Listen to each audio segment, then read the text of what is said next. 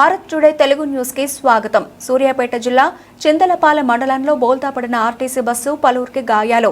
108 ద్వారా ఆసుపత్రికి తరలింపు. వెంటనే స్పందించి క్షతగాత్రులను ఆసుపత్రికి తరలించిన చింతలపాల మండల యువకులు బైక్ ను తప్పించబోయి స్టీరింగ్ రాడ్ విరగడంతో బస్సు కంట్రోల్ కాక బోల్తా పడినట్లు సమాచారం.